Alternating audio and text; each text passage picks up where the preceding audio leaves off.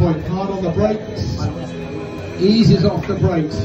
You can see a rider up close rather than watching him through the television. This is fantastic to see as we start to plunge downhill into the right-hander past Valentino Rossi's fan club on the left-hand side, over the bridge, down to the base of the valley here in Tuscany, and then again holding it on the throttle, building the speed up past the Marco Simoncelli grandstand on the left-hand side.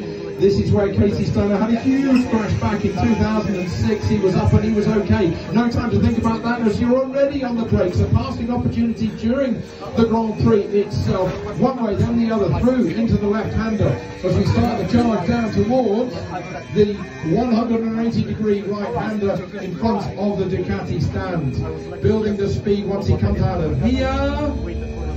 Past the hospitality on the left-hand side, a great view from there, but no time to look at that. Through the quick left, the quick right, building speed up another gear, and then down another gear. Into the final corner, keeping it into that left-hander. The course is dropping away, dropping away. There's somebody trying to get your slipstream towards the checkered flag as he builds the speed. There's the checkered flag here at Mugello. Can he do it? Let's see the lap time. 1:49.